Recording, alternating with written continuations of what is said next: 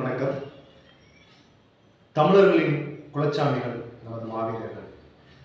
முதலாக 1989 ஆண்டு நவம்பர் 27 அன்று தேசிய தலைவர் மேதகுவே பிரபாகரன் அவர்களால் மாவீரர் நாள் அனுசரிக்கப்பட்டது.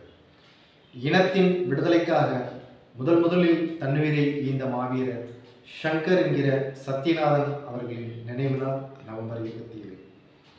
மாவீரர் நாள் துக்க நாள் இல்லை.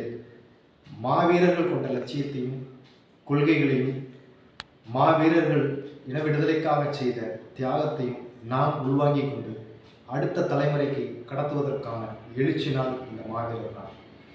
உலகத் தமிழர்கள் அனைவரும் இந்த மாவீரர் நாளை அனுசரிக்கலாம். அனைத்து இயக்கங்களும் இந்த மாவீரர் நாளை அனுசரிக்கலாம்.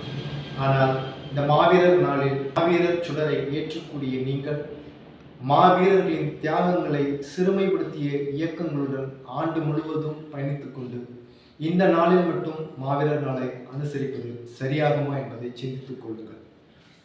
சரி, தமிழர்களுக்கு மாவீரர்கள் எப்படி குலதெய்வங்கள் ஆனார்கள்?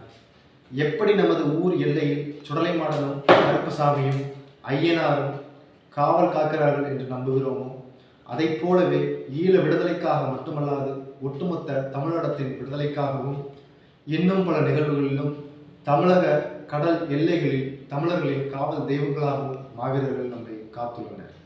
இதனாலேயே தமிழர்களின் குலச்சாமிகள் மாவீரர்கள், ஒட்டுமொத்த தமிழகத்தின் இனச்சாமிகள் மாவீரர்கள். இந்த மாவீரர் நாளில் உறுதியேற்போம். விதையாய் விழுந்த வீர மறவர்களின் கதையை நமது வரலாறு என்று அடுத்த தலைமுறையினருக்கும் கடத்துவோம். மாவீரர்கள் அனைவருக்கும் வீர வணக்கம்.